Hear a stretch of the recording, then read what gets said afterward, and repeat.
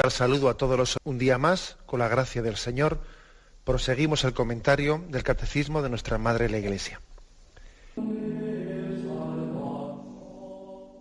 Vamos a comenzar a comentar el punto 1505 del Catecismo de la Iglesia Católica, dentro de esta explicación que estamos haciendo del sacramento de la unción de los enfermos. En este sacramento Cristo se presenta como médico del cuerpo y del alma. Y dice el punto 1505, conmovido por tantos sufrimientos, Cristo no solo se deja tocar por los enfermos, sino que hace suyas sus miserias, tomó nuestras flaquezas y cargó con nuestras enfermedades. Aquí se cita Mateo 8:17. Es un pasaje del Nuevo Testamento que a su vez cita uno del Antiguo Testamento, que es Isaías 53:4, del Cántico del Siervo de Yahvé. Dice este texto de San Mateo: al atardecer le trajeron muchos endemoniados, él expulsó a los espíritus con una palabra y curó a todos los enfermos, para que se cumpliera el oráculo del profeta Isaías. Él tomó nuestras flaquezas y cargó con nuestras enfermedades. O sea que curando a los enfermos, Jesús también estaba cargando con nuestras propias enfermedades. La condición, la verdad es que hay que decir una cosa, no tenemos noticia, en los evangelios no se dice pues que Jesús estuviese enfermo, se dice que Jesús pues pasó unos días enfermo o tal o cual. Eso no se recoge en los evangelios. Pero nos imaginamos que Jesús, desde el momento en que se encarnó, asumió una condición humana mortal, pues también Jesús padecería las enfermedades. Lo que ocurre es que que murió con una edad joven en la que posiblemente, pues a tenor de lo que podemos entender, tenía buena salud. Pero que pasaría el serampión de pequeñito como todo el mundo, si en aquel tiempo había tal cosa. Es una cosa que igual nunca se nos ha ocurrido pensar, ¿no? Pero que evidentemente sería así. O sea, que él también en su encarnación asumió esa condición humana también afectada por la enfermedad. Él no asumió una naturaleza humana inmortal, ¿no? Sino que él también envejecía. O sea, la condición suya estaba sometida al desgaste, y las enfermedades también, pues lógicamente son parte de ese desgaste. O sea que Jesús, por una parte, en su encarnación asumió la enfermedad, pero es que además también él se acercaba a los enfermos con un grado de compasión, sintiéndose conmovido, como dice muchas veces el Evangelio, ¿no? Conmovido hasta tal punto que hacía suyas las enfermedades que curaba, cargó nuestras enfermedades, tomó nuestras flaquezas. Su misterio de compasión y de misericordia, sufrir con, padecer con. Hay especialmente, pues algunas personas que tienen una vocación especial de cuidado de los enfermos, de atención hacia ellos, y Dios les da el carisma de aliviar a los enfermos de alguna manera, sufriendo con ellos, compartiendo su propio sufrimiento. Ahora, luego añade este punto del catecismo: no curó a todos los enfermos, sus curaciones eran signos de la venida del reino de Dios. Ayer hubo una oyente que llamaba un poco confundida por esa afirmación de que las curaciones de Jesús son signos. Y ella se estaba un poco equivocada, pues porque no entendía bien si la palabra decir que la curación de Jesús es un signo, había que interpretarla como si era una curación metafórica, como que no había habido una curación de verdad, que era pues un genio literario, una forma de hablar. No. La palabra, cuando decimos que las curaciones de Jesús son signos, por supuesto que estamos hablando de la veracidad y de la autenticidad de esos milagros que Jesús realizó. No se tratan de genios literarios, como a veces se pretende pues deshistorizar y vaciar de contenido los evangelios, en absoluto. Afirmamos lógicamente la veracidad de eso que los evangelios testimonian. Pero cuando decimos que lo que Jesús hizo son signos, ¿qué quiere decirse? Pues quiere decirse que la finalidad de Jesús no era curar a todos los enfermos. O sea, Jesús no vino aquí para curar las enfermedades. La prueba es que los que curó serían una pequeñísima parte, pues, de todos los enfermos que había en aquel tiempo. Serían una pequeña parte. Y la prueba es que incluso a los que curó, pues les curó para un pequeño tiempo. Al cabo de una temporada volverían a enfermar. Y en la segunda ocasión ya no les curó. Luego, esto deja bien claro que la intención de Jesús no era curar por curar, sino que era curar para hacer un signo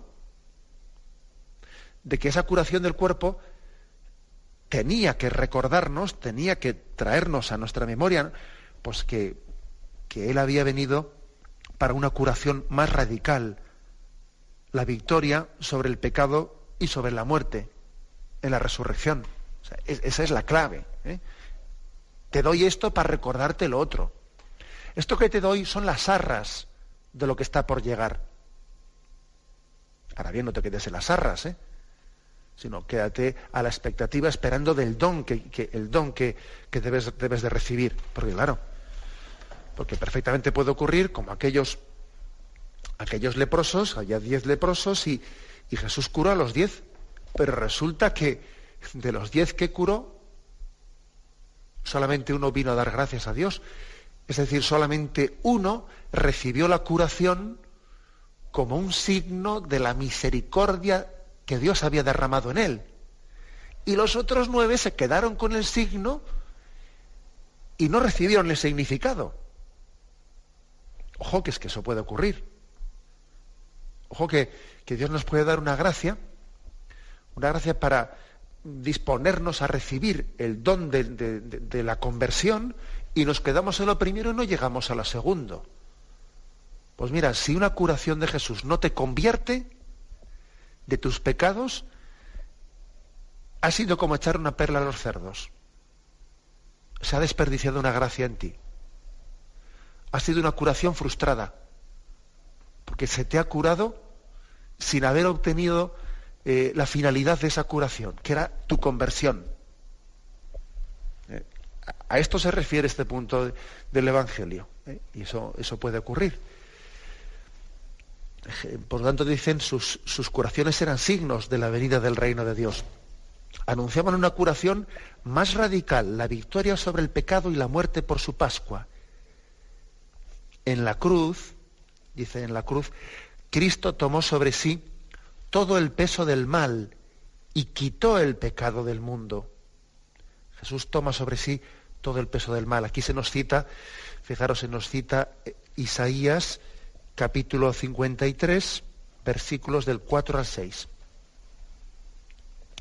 Y con todo, eran nuestras dolencias las que él llevaba y nuestros dolores los que soportaba.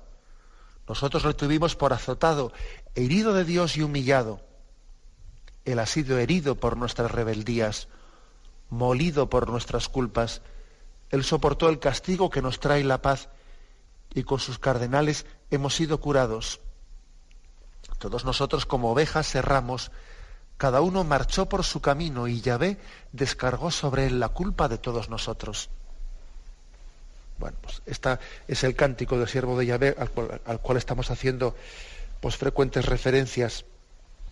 Cristo tomó sobre sí el peso del mal y quitó así, de esta forma, el pecado del mundo.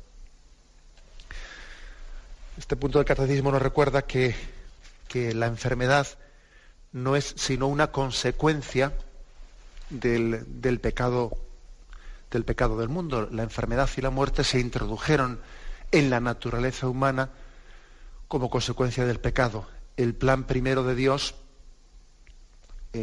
es que cuando el hombre fue